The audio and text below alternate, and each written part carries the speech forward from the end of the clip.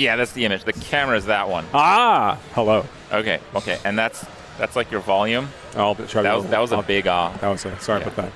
You can chill a little bit. It's fine. It's fine. I'll try to keep it down. All right. So I am here joined by Joe Piepiora, I think it is. Piepiora. Piepiora. God damn it. I knew I was screwing it up. And you are Piperian, right? Sure, we can run with that. I've always had like a number of things I wanted to ask the dev team. Okay. And well, you're very fortunate. Get a chance. Yeah, you're very fortunate today. You just talked to me. Well, why don't you kind of? Oh, we're somewhere now. Oh, we're live. I hear an echo. Yeah. Why don't you tell us like kind of like what's the cool stuff that you do for the Diablo team? Sure. So, hi, I'm Joseph Piepiora. I'm the Associate Game Director for Diablo 4's live service. My job on the dev team is largely to make sure that we are producing seasons and live updates that are exciting, that are targeting the sorts of things that players are looking to do. I get to manage and work with a number of really, really talented and smart developers across a bunch of different disciplines, so artists, engineers, designers, who are every day working on trying to improve core aspects of the game, who are like going through our feedback, they're playing the game themselves and making like meaningful updates and adjustments to kind of make things better. So now leading up to launch, I worked a lot with systems and classes and other elements of the base game as we were going through the development process. And now here we are on the launch date. We get to finally talk about seasons and like Season of Blood and like our various live patch updates and quality of life editions. So it's been quite a ride. Well, you are the person that I want to talk to because most of my questions have to do with the seasonal update aspect of the game. Oh, okay. Because, for ARPGs, that's really been it. Even if we go back to, like, Diablo 2, just the ladder resetting was such a crazy thing for me. You kind of get your shot to level up a character faster than the other players. Yep. And now, obviously, expectations are much, much higher 25 years later or whatever it's been. Yeah, things change. But we've had a pretty interesting season 2, and in the announcements, I've heard that you guys aren't quite finished with season 2. We have like mid-season 2 updates. That's right. So we've got some pretty fun stuff coming up. I know that we talked today about a few things that are coming up soon. So obviously, just recently we did our patch 1.2.1, which included the Paragon board reset button and the new training dummy. You can go find in Kyovashad in the cellar beneath. Some people wanted like an Excel-style spreadsheet coming off of the target dummy so they can really get and understand everything. Is that ever maybe going to happen? I feel pretty confident that we'll probably never have an Excel spreadsheet get exported from your time playing the game. But you got the Microsoft partnership now. We do have that Microsoft partnership, and I do not want to. I do not want to suggest that it's an impossibility to work with Clippy in this way. But I would only say that. We do think that there's room for us to provide more granularity and information and feedback for players as they're using the train dummy. We want to make sure that we can get something into players' hands that they can start playing with right away, and we can start getting some feedback on right away. And that's something you're going to see more and more from us on. We want to make sure that we're delivering things to you as fast as we can, so we can make sure that you get a chance to experiment with them, and we can build upon those things, right? So the idea of being able to get more information, be able to get more data on how your build is performing or how much damage was resisted based upon whatever fight you're actually trying to emulate or simulate in that moment, we do want to get into more detail on those things as time goes on. And a lot of that, again, is going to be guided by the sorts of feedback we get. Does that make sense? Yeah. What about the... So that was 1.2.1. Okay. So I didn't want to Sure. I want to answer your question, right? Okay. I'm not trying to be rude. I just want to make sure. I don't want you to think I was dodging. So then we have our next patch coming out soon, 1.2.2, and that's going to contain 5 new rings for players to collect, new unique rings to get in the game. They're going to be bringing back a few of the more popular powers from Season 1, some of the Malignant Heart powers. So now there's a way for players to kind of like take some of those those features and mechanics and bring them forward with them into the Season of Blood. So and they will carry on. Like they are going to be part of the evergreen game afterwards. So you'll be able to continue to find these as you progress through. So just to kind of interrupt on that, because I was going to ask a bit about the malignant powers that we had in Season 1. So these are going to be on unique rings. So you basically have to make the trade-off of a malignant power versus a legendary power? That's absolutely right. Okay. That's absolutely right. for these in particular. So I think it's going to make some interesting decisions for players to have to make, and we'll see that extremely valuable finger slot have to get judged against what these new unique items will be able to offer. And the other thing in the update that you guys were talking about was the Lord Zir ladder tower. I'm not sure what you called it. Yeah, the Abattoir of Zir. Okay. Yeah.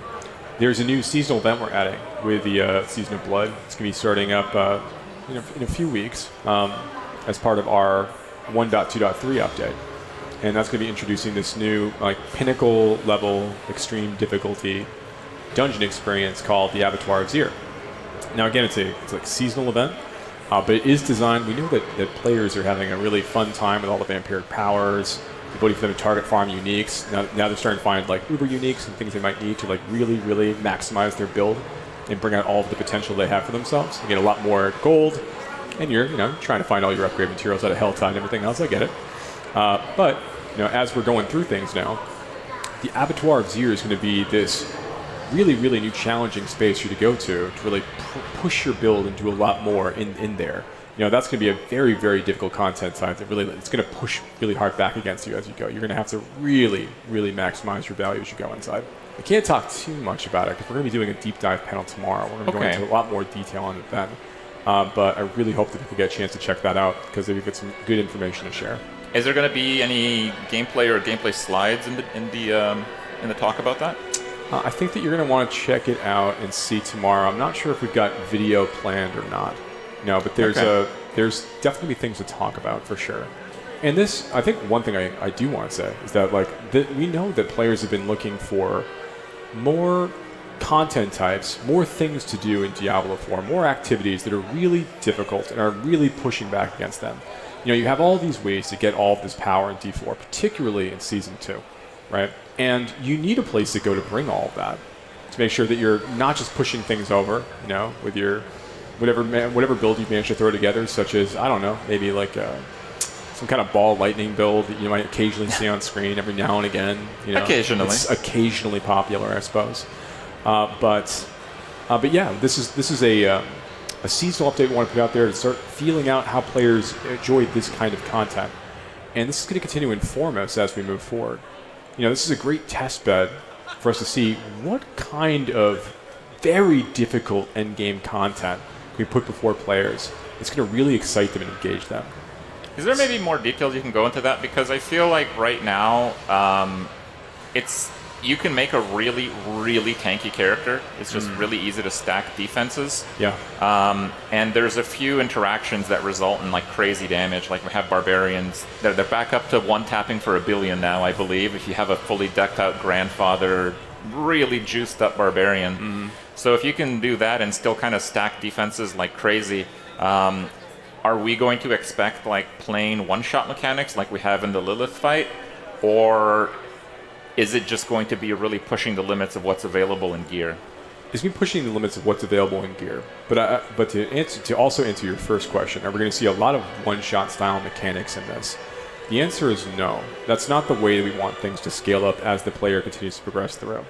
So one of the goals we've set for ourselves is that we want to make sure that as the player is growing more powerful and fighting higher and higher level creatures within the space, that they are not going to be subject to these moments of a bat clipped me by accident once part of a swarm, and then I just immediately got juiced in one shot, right? We want to avoid those things. That doesn't feel earned, when you die in those situations. So if we have situations where there's escalating difficulty with this particular content type, we're not looking to dramatically escalate player monster damage as part of that. But we do want to push back in other ways, which we'll be getting into. But I wish I could go into more detail. It would have been awesome if we could have talked tomorrow after the stream, after the panel. But be sure though, there's a lot of really good information we'll be talking about there. Is there any kind of plan to rework defenses in general in the future? Because you guys reworked resistances, and that was, I liked it, but I think a lot of people liked it. I think it was just generally well received. But the current defense is just, I feel like you take a chess piece and it has 20% fire damage, which all in all is not really a whole lot, or it has 22% reduced damage from close enemies, which is ridiculous, right? And when you compare those stats to like legendary affixes, like the best defensive affix is still like 30%, but you can get a 30% multiplier for damage. So it feels like the defensive stats on gear is just so powerful where you can get it. Yeah. And that it would, I feel like it's really tricky to make difficult content that's not one-shotting you. Have you guys given that some thought? Is there maybe some plans to take a look at defenses in the future? Absolutely. So one thing that we recognize is definitely the case in Diablo 4 is the amount of just straight damage mitigation you can stack through a variety of different sources between Paragon, between your skill tree, and then of course on affixes and items. And damage mitigation is not necessarily a problem, but it's really easy to get a lot of damage mitigation. Yeah. Which changes the balance of other things and other content types to make it just a little bit easier to put damage into you and make it worthwhile to bring defensives or to think more strategically about the way that you lay your character out. So I think that you saw when we had Season 2 come out, we made a number of changes to affixes and a number of changes to items, and obviously the way that certain stats work across the board. This represents like the first of several steps I think we're going to be taking. As we continue to see players stress the limits of what the game is able to do with all the combinatorics and things in place across all the systems. And what we want to do is make sure that we are creating more interesting choices on these slots without putting you in a position where you are choosing to either basically only ever be a glass cannon or only ever take one additional hit or something. We want you to value mitigation, but we want to also provide more texture in the combat damage affixes that you can collect to make those things more interesting and build into more compelling fantasies for the classes that you're playing. So there's a lot of opportunity within affixes specifically. Damage mitigation affixes play a really big role in that, but across the board that we're going to be continuing to look into as we go. We know that there's a lot of feedback about the state of items and affixes and the feeling of progression across the reward systems in the game. We made a number of changes in Season 2, but I think I even mentioned on stream when we first did it that this doesn't represent the last stuff that we're doing here, the last things we're trying to do to improve these systems. There's a lot of work we have left to do as we continue to discover more about the game, get more of this feedback, and as we make changes, it opens up the door to do more and more things in the future. So mitigation is just a really good stepping off point for that conversation, right? It's one part of a very, very complex whole. And at the end of the day, what we need to do is make sure that players don't feel like they're significantly less tanky at the end of all this. We don't want to make the game a lot spikier as a result of moving some of these things around. We want you to make the decisions where you're choosing to go optimize for mitigation a little more compelling based on what you're choosing against, right? Just a larger conversation about items, power progression, the way that combat works in the game. Is having some sort of caps something that could maybe work? I feel like with the resist they have caps, but it's still pretty hard to get to the cap. I would think it's reasonable if you're talking about the absolute cap. Yeah, because there's a lot of caps on damage stats even. There's an attack speed cap of an extra 100%. There's a movement speed cap of 100%. We have the caps for resistances now, and I feel they work okay. Yeah. And I feel like if you had a cap on each damage reduction stat, like close damage or just damage reduction in general, it would still be really worth it to get it, but you couldn't maybe stack defenses quite to an astronomical level. But on the other hand, I kind of don't like the attack speed cap, because now with vampiric powers, you can actually get to it pretty easily with some builds, and it would be pretty cool to go even further past it, right? Yes, it would. So I think that's actually, you raise a really good point about caps in general. I think caps are not a bad idea across a variety of stats in the game. I want to try to be as loose with these as we can as we move forward, because I want players to be able to build into things that are exciting to them. But there are some practical realities, like you mentioned, attack speed. That we want to make sure that we remain in a situation where players aren't dealing with a lot of additional stuttering and things because they just managed to get some really truly insane number of attacks per second or something, right? So some cap is always going to be necessary to protect the experience overall. But when it comes to other things, we're allowing players to, or kind of pushing players to reach other caps for things like mitigation or things like mana regen, for example, or resource generation. I want to try to keep those things really, really open where possible, so that players have interesting things to build into and towards. In situations where we do have caps, though, I want to make it much clearer to players where those caps are, and make it clear how they can kind of earn towards that cap and start building around that. I think you can see some of that idea in place with some of the changes we made to resistances in Season 2, where you can kind of see more clearly where I can go to get my resistance where I need it to be. And the decisions, and I can see where I'm making choices about how I want to go ahead and bump those things up, right? Do I want to blow an affix slot on a chess piece or not, right? Like those kinds of decisions you have to make. Yeah. So, yeah, I think that kind of shows sort of some of the directions things we're thinking about as we go. I kind of wish there were more sources of like max resists. I feel like Sork is like the only class that can actually get a max resist to the cap. Sork is in a better position that way right now. That is an interesting space for us to continue to push. One thing we need to do, one thing I want to do as part of Season 2, is I really want to see how the experience changed when a massive number of players really got to experiment with this system. Because there's a lot of like give and take about the amount of elemental damage is okay to put into a player at any given time. Because as you're going through a dungeon, you don't have a lot of control over whether I'm going to fight a lightning affix creature or or an arcane affix, or I'm going to fight a molten affix or whatever else. I don't know. And if I walk into a space, like World Tier 3, let's say, I just get into World Tier 3, I'm not a super hardcore player. I walk into this space, I happen to have 0% poison resist when I walk in. And the creatures I fight all have poison. Yeah, exactly. That's not how it's done. Yeah, well, sure, fine. I walk into space, I stand in a puddle, I die in basically a half a second. It's like, that doesn't give me the opportunity to like kind of grow into it. And that's been the fear of like going super hard into pure resist without giving a lot of options to players along the way. Yeah. I think we landed in a pretty good space based on everything I'm seeing from my experience playing and the feedback that we're getting from a variety of people. But we want to make sure that we're always really, we're being mindful of that, right? One of the biggest things in terms of the seasonal content is just how much it changes the game. And for me, Season 2 has kind of done a really big deal with that. Like the biggest thing for me is when I saw the patch notes for Season 2, I didn't really know what I wanted to play, and then I started theory crafting builds, and I still wasn't exactly sure what I wanted to play. I kind of kept a few options on my mind. In a fun way, though? Well, making builds is kind of the fun part of ARPGs as a genre for me, really. So I think for a lot of people. I really like that aspect of it. But is that something we can kind of expect for future seasons? Like the overall size. You guys talked about how many characters the Season 2 patch notes had in the opening ceremony today. Yeah. Are we expecting a similar amount of characters for each season moving forward? What I care about, a similar amount of characters. Characters do not equate to work, I guess is probably a good thing to call out real quick, right?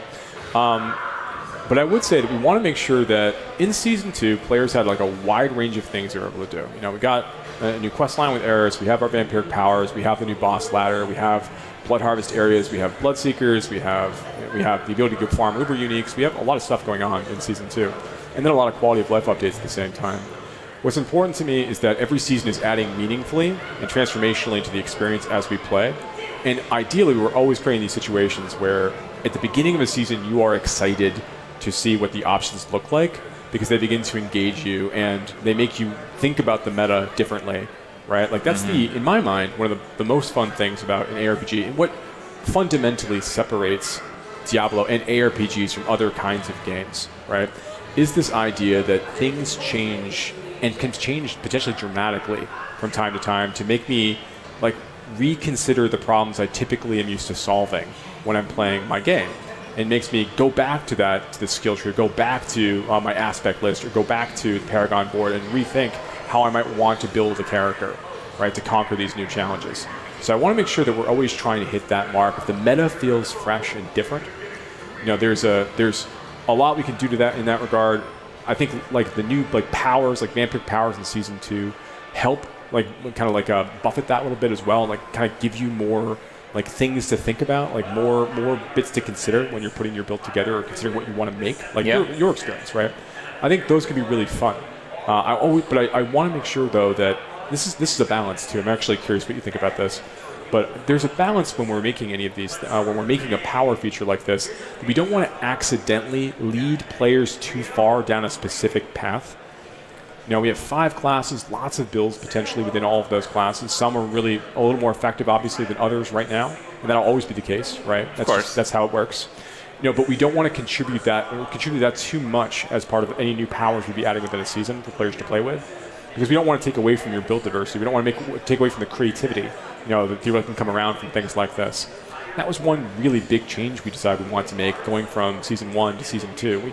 And we realized that actually during the testing phase of Season 1, Malignant powers were many of them were pretty cool, but because they were class-focused, many of them being class-focused, it was hard to feel the variety when you're playing with an entire season. Yeah, there was a pretty clean 3 best for each class or build. There really were, right? And then if you're playing that for 60, 80, 100, 200 hours, like you kind of you're not really making a lot of decisions after a while, right?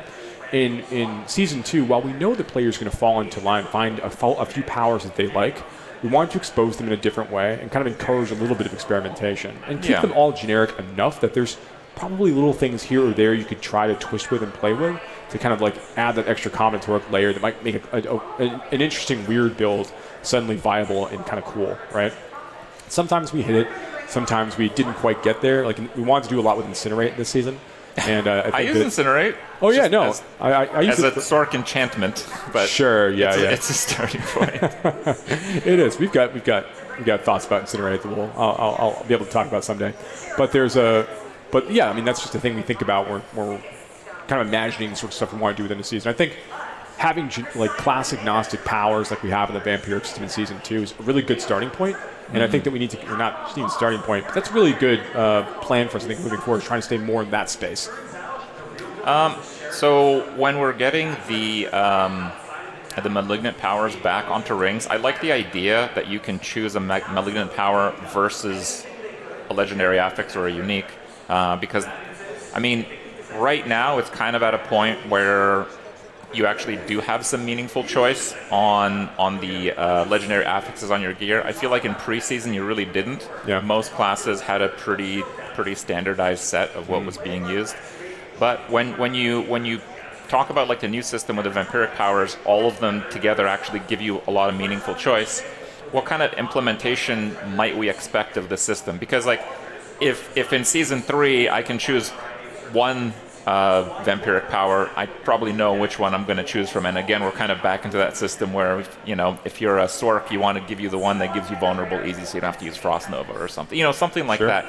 So is it going to be more of bringing back a mechanic in a smaller way, like we're seeing with the malignant powers for the future, or perhaps more? Yeah, so I think there's almost 2 questions here, right? Sure. Moving forward, how do we think about returning powers from seasons? Yeah. That's one question, and I think it's interesting. We do like seeing how players respond to them. We like seeing what they're doing to the meta. We like seeing what sorts of things get enabled as a result of some of these powers existing, because we allow ourselves to go a little bit crazy, I think, as you can probably see, with these some of these seasonal powers that you collect. And finding ways to reincorporate those into the game in a compelling way is something we're always going to be looking to do. Now, cadence aside, not even describing that for a moment, one thing I want to be mindful of when we think about systems is Diablo 4 is, it's obviously it's an action RPG, and we are used to having lots of, compelling, interesting, deep systems to kind of experiment with and play with in an ARPG. But what I don't want to end up in is a situation where we have a lot of strange competing systems, if that makes sense, where you're not really sure how everything's meant to be pieced together. So, or that it's just so dense that it's difficult to kind of really to identify where power really comes from. Right? Yeah. I want to make things a little bit clearer for you as you go. So I wouldn't want to take a thing just to suggest just straight up vampire powers. Vampiric powers are not going to persist as the vampiric power system with packs and everything else exists today, in the base game, later on. They're going to be retired at the end of the Season of Blood, as we retired Malignant powers and Malignant Hearts at the end of the season of the Malignant. So, in large part of that is because, imagine if we had kept Malignant Hearts, and then we also kept Vampire powers, and then we also keep whatever we do in Season 3, and so on and so forth. But there's a difference between these kinds of fun extra layers that are meant to challenge the meta and change the way that you think about building your character, and creating more depth and diversity of choice within the core systems we have in the game today, right? So unique items and the slots you have to choose to use to like and burn in many ways in order to acquire some of those powers. That's being able to build upon a system we have today. When we think about more of these things as we move forward, or adding more of that depth, we do want to continue to look at the features that we have and identify the places where we can afford to do more. As I mentioned before, there's like lots of opportunity within like item affixes right now, just regular standard item affixes on rare items that we could do to create a lot more build diversity and more interesting choices for players to make. So I think you'll see more of that kind of stuff from us in the future as well. I feel like the vampiric powers kind of entered at a point where they patched up a lot of the things that you weren't able to address in the regular changes in the game. Like, for example, like Sork, the only real way to apply vulnerable is by using Frost Nova, which pigeonholes you to Frost Nova, maxing it out, and the upgrade, and you have to stack cooldown reduction if you want vulnerable, which pretty much puts you on a wand plus offhand. So there's so many things are locked into just getting vulnerable, but with the vampiric power system, and not just Sork, there's a few other classes, and like a lot of blood builds for Necromancer really struggles for vulnerable, because you don't really want to use the vulnerable corpse tendrils. Sure. You want to use the blood orbs. And Metamorphosis in general was really great for Necromancer anyway. So I feel like the vampiric power system really patched up a lot of issues that were class-based. Like that had to be deliberate. Otherwise, that was really amazing sort of coincidence. What an incredible accident that to be. And I feel like if we take away the vampiric system, we kind of go back to having those problems. So like, how do we kind of move forward with that? Is there a goal to try to get some sort of balance to that, or are we getting a new set of powers in Season 3 that would, again, kind of patch up the same problems? Well, I can't confirm, that we'll ever have a Season 3, Kripp. I mean, I don't even know, what are you trying to suggest, right? No, I think that we definitely see that these, that like the vampire powers are doing a great job of helping certain classes and builds like account for the lack of certain tools, when they're trying to like build themselves out, which creates that extra sense of diversity, and just you spend it and set it inside the vampire power system, and we like that quite a bit, right?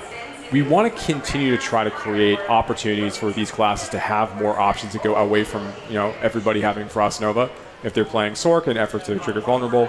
That's just a better version of Diablo 4 to play across the board. It's a more interesting, it's a deeper version of the game to play across the board. So that's a thing we're going to continue to be looking into. But there's different ways to do that, right? We want to produce new legendary powers every season. We want to produce new unique items every season.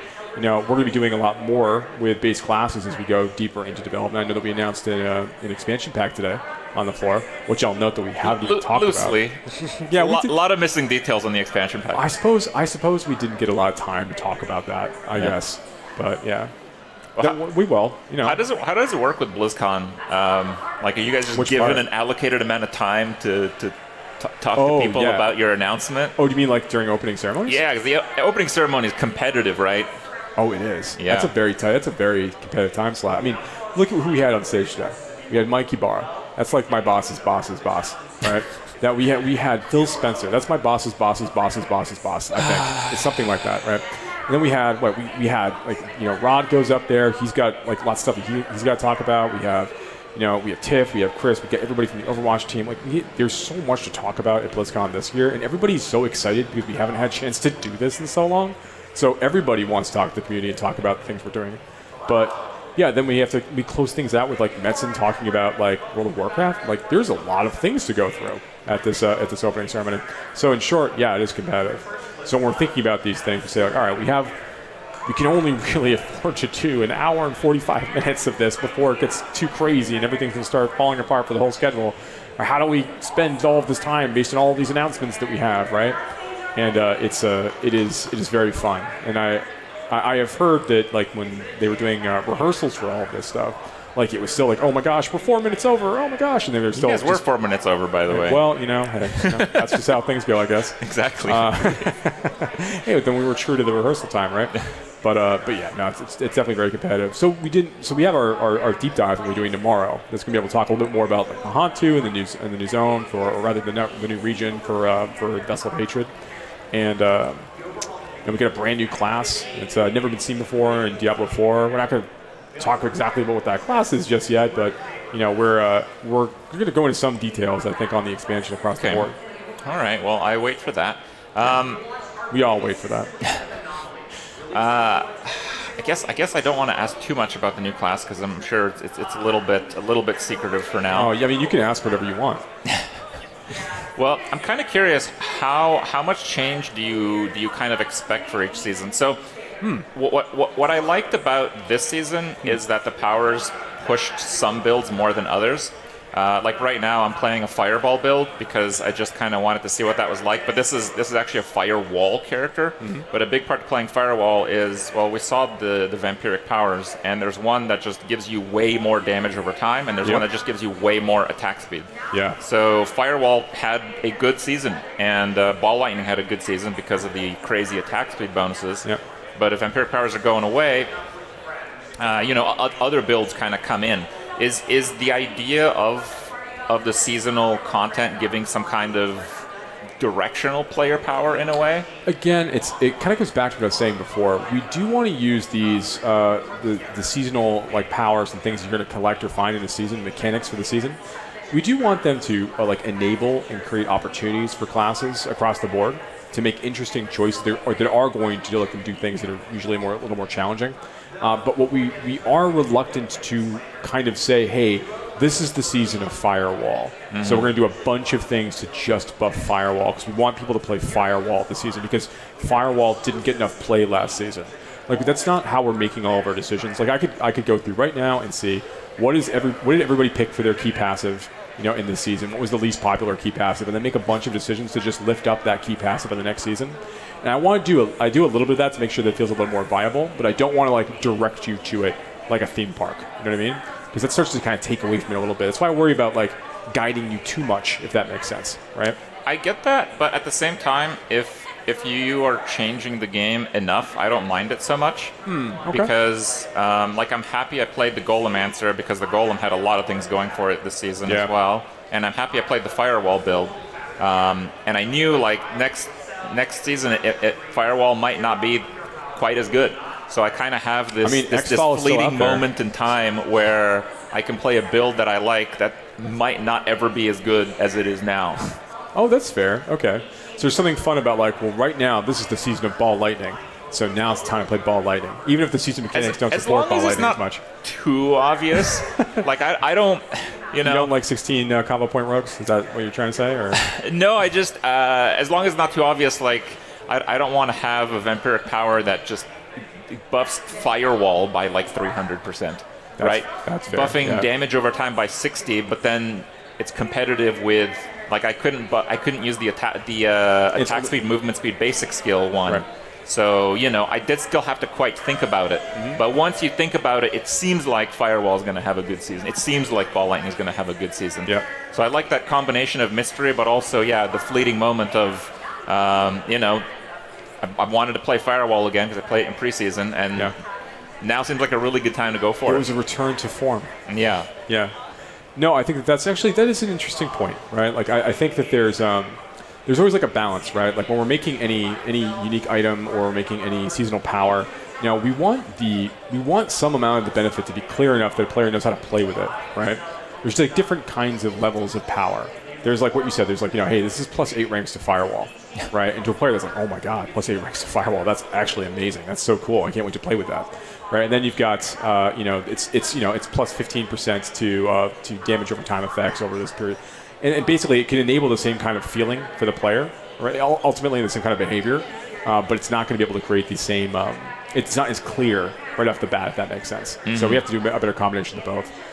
But yeah, that's how things are. That's how we're looking at some of that stuff right now. I kind of didn't get full clarity here. Are you just with us for the hour?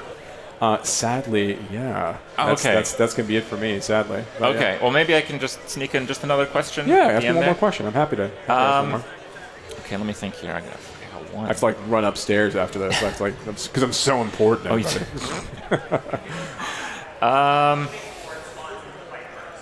Come on, don't choke now. One more question. Well, okay. I guess on people's minds, it's always a criticism about itemization. is there any chance you can give us some sort of time frame for when it's at least reevaluated? When itemization is being reevaluated? Yeah. Yeah. So we have a lot of things we want to do to itemization of the game. Many of these things are all very connected when we make changes to itemization. That's why in Season 2 there were so many changes that all happened at once. When we wanted to change the bonus damage to vulnerable targets, we knew that there was a lot of other, and to some degree also bonus critical strike damage.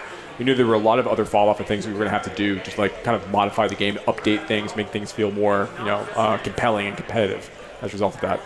We have a lot of ideas of things we want to do with itemization, with weapon, with item modification, with other things to customize gear and to find more compelling ways to make your character feel powerful.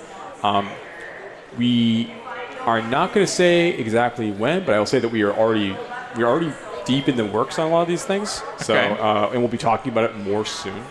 But yes, we definitely hear the feedback for sure. We feel it ourselves as we play the game. There's lots of opportunities here to make this experience way better. And obviously, in a game where you're killing monsters and getting loot, loot's got to hold up its end of the bargain. I'm getting destroyed in this dungeon. You're getting wrecked, my friend. That's okay. That's okay. It happens to people. I didn't have enough time to go back to Firewall because this is not a Fireball character. I was just screwing around. But all right, thank you so much for joining us. Yeah, that was a blast. Giving us a bit of insight. When can they check out the developer? What is it called? I think it's like the campfire chat. Actually. Okay, it's like a deep dive campfire chat. It's gonna be happening tomorrow. I think it's 2:30. 2:30. Maybe. So yeah, it's around that time. Okay. Check the listings. I'm sure there's a better way to find out the information than from me. All right. Well, thank you so much. Nice talking to you. Thanks. Thank you, guys.